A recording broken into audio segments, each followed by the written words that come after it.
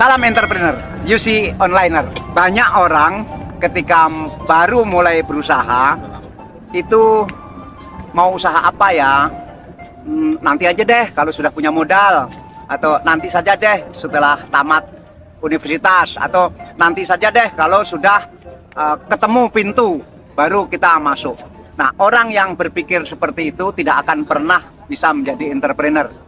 Entrepreneur yang menunggu modal pada dasarnya dia memang tidak mau jadi entrepreneur, sehingga dia perlu cari kambing hitam. Kambing hitamnya adalah tidak punya modal, atau kambing hitamnya adalah nanti nunggu setelah lulus. Nah, dia lulus pun nanti tidak akan jadi entrepreneur, dia akan nunggu apalagi begitu. Nah, ada juga yang mengatakan kita belum punya ide mau bisnis apa. Nah, yang berpikir seperti ini bukan entrepreneur. Kalau Anda memang mau jadi entrepreneur, lakukan saat itu juga, mulai dari yang sangat kecil, yang tanpa modal.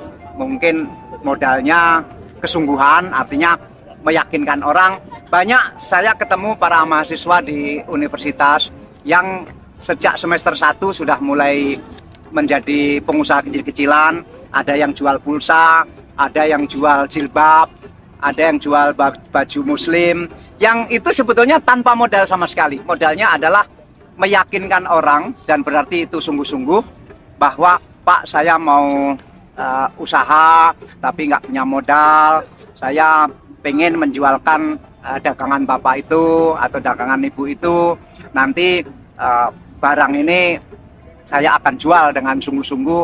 Nah, tentu yang punya ini anak ini bisa dipercaya nggak ya kalau membawa barang saya. Nah, untuk meyakinkan bisa dipercaya, Anda harus pertaruhkan sesuatu. Termasuk misalnya kalau Anda punya handphonenya kalau perlu ditinggal di situ untuk jualan. Nah, nanti pelan-pelan akan ketemu, oh cara jualan seperti ini, kemudian ditipu orang itu seperti ini. Nah, dan setelah itu nanti langsung terbuka pintu. Misalnya begini, saya punya kisah satu teman yang kurang lebih juga mirip yang saya lakukan, tapi lebih baik kisah tentang teman saya itu. Dia tidak punya modal sama sekali, dia jualan permen. Karena kalau jualan permen, satu toples begitu, tentu untuk bisa dipercaya oleh toko permen, gampang. Kan kalau toh hilang kan satu toples. Nah, dia jualan satu toples permen. Keliling dari kampung ke kampung jualan permen ini. Sore dia lapor ke toko, besok bawa lagi, sore lapor lagi. Lama-lama pemilik toko ini percaya, oh ini anak ini bisa dipercaya, kemudian boleh bawa 2 toples. Terus tiap hari lapor, tiap hari menyetorkan uang, oh anak ini bisa dipercaya, jualan 3 toples. Nah, terus berkembang begitu. Tapi harus sabar, mulainya dari 1 toples. Jangan belum-belum menginginkan saya mau membawa 10 toples, ya tidak akan dipercaya orang. Nah, ini tanpa modal.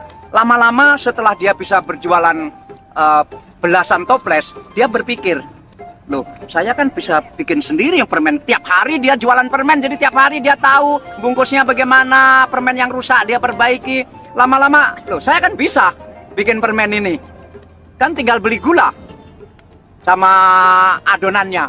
Nah, kemudian dia bikin permen sendiri, tapi tetap jualan permennya orang lain. Dia campur di situ, dia jualan permen sendiri. Lama-lama permennya laku. Lama-lama dia memperbesar.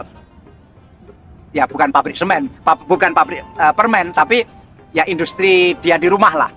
Mula-mula 1 kilo gula, kemudian 2 kilo, 3 kilo, sampai berkuintal-kuintal. Akhirnya dia bikin pabrik permen kecil-kecilan, tetangga-tetangganya jadi karyawannya. Lama-lama dia berpikir, loh saya ini kok beli gula berkuintal-kuintal, mendingan saya kulaan sendiri aja daripada beli di toko, harganya lebih mahal. Lama-lama dia ke pabrik gula, boleh nggak beli 1 ton ke pabrik gula, tentu ke pedagang di dekat pabrik gula. Akhirnya dia beli gula sendiri. Lama-lama pabrik permennya tambah besar, keperluan gulanya juga tambah banyak. Dia akhirnya punya hubungan dengan pabrik gula. Kok ini angkutannya mahal? Dia beli truk 1, kemudian permennya berkembang, beli truk 2. Loh, setelah punya truk 2, kok ini berangkatnya kosong ya? Pulang dari pabrik gula penuh dengan gula, tapi berangkatnya kosong. Ini rugi. Kemudian dia hubungan dengan pabrik gula, barang apa yang bisa diangkut ke pabrik gula.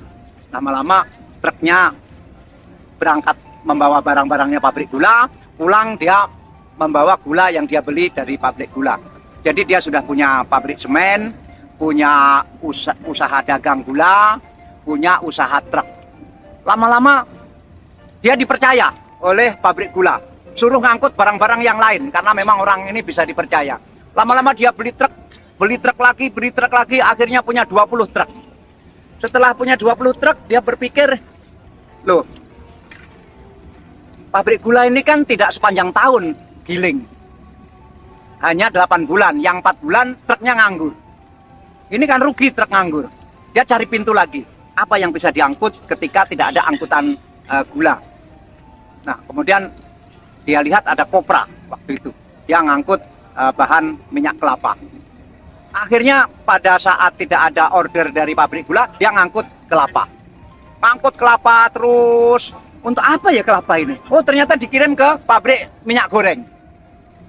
Lama-lama dia kenal dengan orang di minyak goreng, di pabrik minyak goreng itu.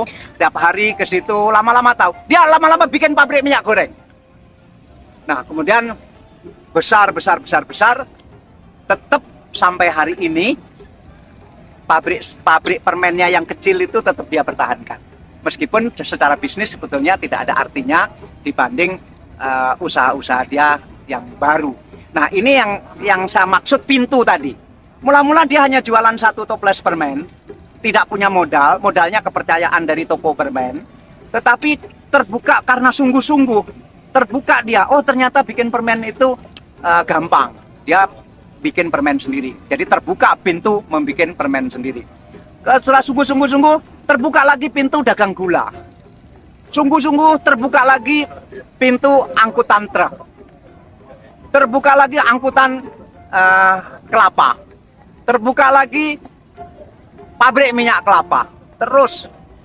Dan dia tetap mempertahankan istri pertamanya tadi, pabrik permen tadi, dan tetap di rumahnya, di depan rumah tetap jualan permen, meskipun dia sekarang sudah jadi pengusaha besar, pemilik toko emas dan perdagangan emas yang sangat besar, tetapi dia tetap menjaga permennya tadi. Itu pertanda bahwa ketika awal dia jualan permen, itu modal sungguh-sungguhnya itu luar biasa. Nah, yang saya maksud sungguh-sungguh, inilah sungguh-sungguh 24 karat, bukan sungguh-sungguh 20 karat, atau bukan sungguh-sungguh 18 karat, atau bukan sungguh-sungguh yang tidak berkarat sama sekali. Terima kasih.